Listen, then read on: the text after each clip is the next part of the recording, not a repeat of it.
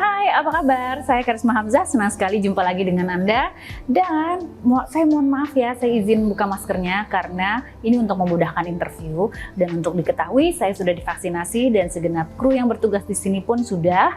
Dan di antara saya dan narasumber terdapat plexiglass dari atas sampai bawah sehingga keamanannya terjamin. Nah, bincang-bincang seputar gizi tentunya tidak jauh dari susu. Tentunya banyak sekali pertanyaan mengenai susu yang mana yang baik dan susu mana yang kandungannya lebih baik. Nah, untuk masalah nutrisi tidak lain dan tidak bukan pasti jawabannya adalah dengan alat Gerhard. Nah, sudah bersama saya kali ini narasumber dari Gerhard Indonesia yaitu Mas Afif Fatid Akram. Hai Mas Afif, apa kabar? Baik Mbak Karisma, terima kasih. Gimana Mbak Karisma, apa kabar?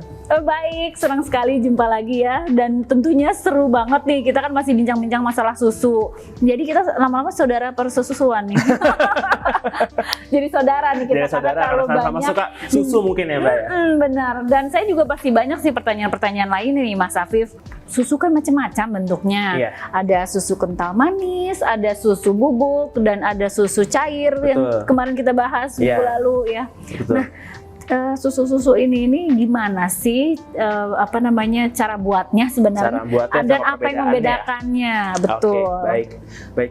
Untuk cara pembuatannya sendiri, Mbak Karisma, susu bubuk, susu cair dan juga susu kental manis ya. Itu memang berbeda Mbak semuanya. Jadi kalau susu cair tadi minggu lalu sudah kita jelaskan ada dua ya, ada ultra high temperatur dan juga pasteurisasi.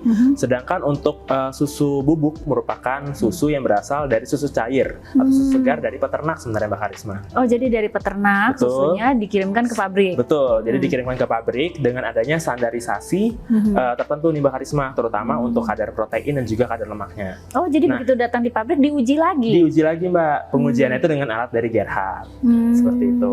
Jadi ada ya susu-susu yang tidak memenuhi persyaratan tuh ada? Tentu ada Mbak Karisma, namanya juga dari alam ya, seperti itu betul. ya. Jadi berbeda-beda gitu kan, dari pakannya, makanannya, terus mungkin dari kondisi lingkungan itu juga dapat mempengaruhi kualitas dari susu sapinya. Nah selanjutnya setelah nanti diuji Mbak Karisma dengan alat Gerhard ya untuk protein dan juga lemaknya. Jadi ada minimumnya? Ada minimumnya gitu. Jadi apabila tidak memenuhi standar, biasanya nanti perusahaan akan mereject hal tersebut. Gitu. Barulah itu susu itu kita bisa jual ke masyarakat yang lain, mungkin susu segar ya dari sapi. Jadi dari proses awalnya saja sudah memenuhi persyaratan ya, harus ada standarnya. Betul, apalagi setelah sebelum didistribusikan ke masyarakat, pastinya lebih tinggi lagi standarnya ya. Betul. Nah setelah itu diapain ya Mas? Nah setelah itu Mbak Karisma ada namanya proses fortifikasi. Jadi susu tadi itu dicampurkan dulu dengan vitamin dan juga mineral. Selanjutnya baru nanti ada proses pemanasan. Nah setelah proses pemanasan ada namanya proses evaporasi. Nah mungkin Mbak Karisma sempat ingat ya evaporasi? Iya, ingat. Penguapan. Penguapan, betul Mbak Karisma. Jadi evaporasi ini fungsinya adalah untuk menguapkan air yang ada di susunya. Oh, jadi susu sapi tadi banyak airnya? Tentu Mbak Karisma. Airnya dikeluarkan? Dikeluarkan 85% loh Mbak Karisma. Oh. Nah setelah dikeluarkan pada suhu tertentu ya Mbak Karisma dan juga kondisi yang vakum, selanjutnya nanti diuapkan atau adanya udara panas. Diberikan udara panas sehingga airnya dapat menjadi bubuk gitu ya, kering gitu bubuknya. Betul sekali Mbak Karisma. Jadi airnya makin keluar lagi ya? Iya betul, airnya makin keluar lagi hingga tersisa sekitar 6%. Oh gitu, jadi yang tersisa di sana nanti adalah susu dan vitamin-vitamin dan mikronutrien yang lain. Sudah tanpa air gitu ya? Sudah tanpa air, tapi jangan salah Mbak Karisma, setelah dari sini belum selesai. Oh belum? Belum selesai, jadi setelah tadi bentuk kayak bubuk Mbak Karisma, nanti quality control dari perusahaan atau pabrik ini, mereka harus melakukan lagi pengujian kadar lemak dan juga kadar proteinnya. Masih diuji lagi susu bubuk tersebut? Masih Mbak Karisma. Untuk apa ya pengujian ini? Jadi pengujian ini Mbak Karisma fungsinya adalah untuk memastikan produk yang mereka pasarkan itu sesuai sama standar yang memang perusahaan itu punya. Misalkan susu untuk anak balita, susu untuk dewasa, susu untuk manula, itu kan berbeda ya, walaupun sama-sama susu nih, tapi ternyata kandungan protein dan juga kandungan mineral yang lainnya juga berbeda Mbak Karisma, disesuaikan. Iya, jadi konsumen itu akan dapat memilih produknya secara yang lebih sesuai dan lebih tepat. Betul. Dan juga terlindungi tentunya ya, bahwa susu yang di dalam itu terjamin asliannya dan kadar nutrisinya. Betul sekali, Mbak Betul. Karisma. Oh iya. Dan setelah itu baru didistribusikan. Betul. Ini tadi masalah susu bubuk loh ya. Iya. Dan bagaimana dengan susu kental manis? Nah, kalau susu Sebenarnya itu susu bukan sih? susu kental manis ya Mbak Karisma ya. Jadi susu kental manis itu sebenarnya mostly dalamnya adalah gula. Oke, jadi susu tapi banyak gulanya. Iya, Oke. seperti itu. Makanya Jadi- dia manis ya. Iya, kental makanya dan namanya manis. susu kental manis ya. Jadi karena manisnya itu gulanya itu di situ.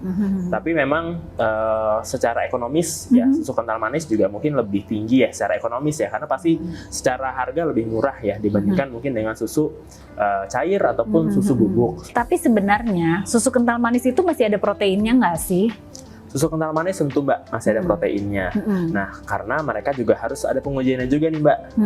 Di dalam etiket kemasan dari susu kaleng atau susu kental manis ya, biasanya itu ada tulisan juga tuh untuk proteinnya berapa persen. Oh, begitu. Nah, berarti mereka juga melakukan pengujian kadar protein itu. Seperti itu Mbak. Jadi pengujian itu tetap harus diwajibkan ya. Tetap harus diwajibkan. Dari sebagai regulasi dari pemerintah tentunya ya, Betul. dari Balai POM ya. Sebagai standar mutu juga ya Mbak ya. Betul. Betul, yang membuktikan memang ini benar susu atau bukan.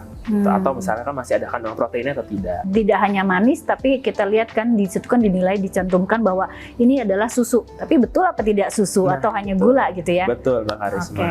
misalnya baik. Oke. Oke, kita nanti akan buktikan semuanya, baik susu kental manis, susu bubuk, maupun susu cair. Kita bandingkan semua satu persatu kadar proteinnya. Nah, tentunya penasaran kan apa bedanya dari susu cair, susu kental manis, dan juga susu bubuk.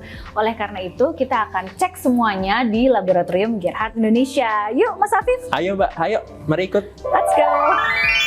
Hai Mas Afif! Halo Mbak Karisma. Hai, apa kabar? Baik Mbak. Ya, ini Mbak Karisma sampelnya. Nah, ini dia sampel yang sudah saya kirim. Jadi ini adalah susu kental manis, ini adalah susu bubuk, dan ini adalah susu cair. Mas Afif, saya betul-betul penasaran loh, mana yang proteinnya paling besar. Nggak sabar nih. Ini akan diuji dengan alat apa ya? Ini akan diuji menggunakan alat dari Gerhard, yaitu Dumatem Oh, menggunakan alat Dumatem. Oke, baik, saya tahu. 3 menit kan? per sampel. Iya, per sampel 3 menit. Baik, Mas Afif, akan saya tinggalkan sampel saya pada Mas Afif. Sampai ketemu nanti ya. Iya, Mbak. Saya tunggu hasilnya. Siap. Oke, terima kasih. Sama-sama. Siapkan Duma Foil. Timbang sampel ke dalam Duma Foil baik untuk susu bubuk, susu kental manis, dan susu cair. Lalu tambahkan dengan Duma Sorb.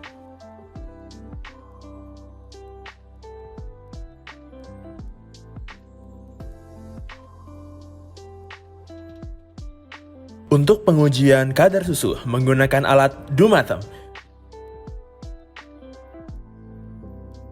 Letakkan sampel yang sudah dibungkus oleh Duma Foil ke dalam auto sampler.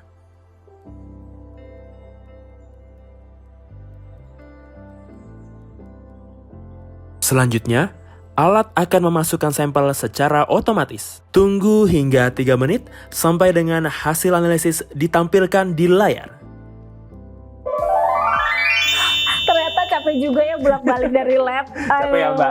Iya. Aduh. Tapi seru banget di labnya, Betul. Mas Afif. Saya jadi tahu bagaimana pengujiannya untuk menguji kadar protein di dalam susu. Seru kan Mbak tapi ya? Seru. Seru. Jadi kita apabila belanja, kita udah tahu apa yang nutrisi yang kita butuhkan dan juga yang paling tepat untuk keluarga kita, ya kan? Tentunya. Penting sekali. Oke, baik. Pasti sudah penasaran nih, siapa juaranya?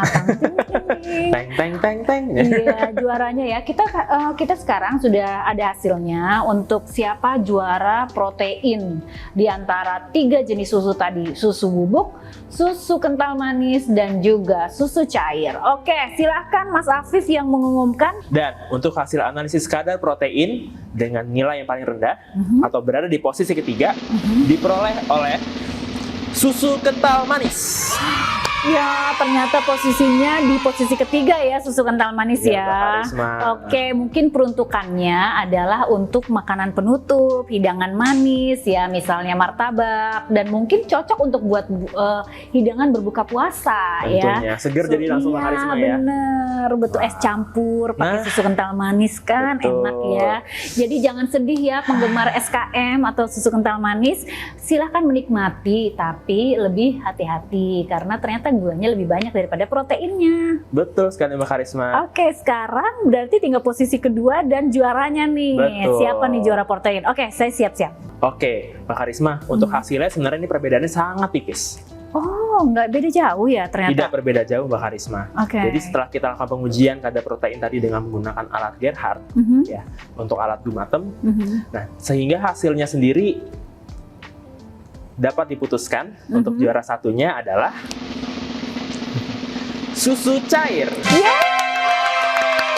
Selamat untuk Anda tim penggemar susu cair karena ternyata susu cair itu memang proteinnya jauh lebih tinggi. Betul, Mbak Karisma. nggak Karena jauh di lebih tinggi prosesnya ya. ya, proses betul. susu cair dan susu bubuk tadi lebih singkat susu cair. Betul, tapi sebenarnya secara kelengkapan dari nutrisi memang susu bubuk juga banyak gitu ya, Betul. nutrisi yang lainnya selain protein. Nah, jadi sekarang tinggal dipilih aja yang mana yang paling sesuai untuk keluarga Anda. Oh iya, jangan lupa kita juga masih punya 3 buah voucher OVO untuk 3 orang pemenang yang beruntung. Dan caranya mudah, nanti kita tinggal tuliskan jawabannya di kolom komentar Instagram. Pastikan Anda sudah follow dan Anda sudah subscribe juga dan sudah like semuanya. Dan kita tunggu aja ya pertanyaannya dari Mas Afif, nggak usah panjang-panjang. Silakan Mas Afif. Baik, pertanyaannya adalah bagaimanakah proses yang dilakukan untuk analisis kadar protein dengan menggunakan alat Dumatem? Jadi Mas harus disebutkan satu persatu Tentu dong. setiap tahap prosesnya. Betul sekali. Oke, good luck ya. Nah, langsung tulis jawabannya di kolom komentar dan jangan lupa tag teman Anda sebanyak mungkin. Mungkin itu jadi jurinya akan lebih baik dalam menentukan pemenang. Baiklah, tanpa terasa kita sekarang berada di akhir kebersamaan kita hari ini. Saya Karisma Hamzah dan segenap kru yang bertugas mengucapkan banyak terima kasih atas perhatian Anda. Tapi apabila Anda ada pertanyaan ataupun saran, ada yang ingin ditanyakan, silahkan tulis di kolom komentar di YouTube kami ya. Oke, sampai ketemu minggu depan. Bye. Jangan lupa kenakan maskernya dan jaga jarak aman. Di rumah saja ya. Bye. Bye. Sampai jumpa. Stay safe.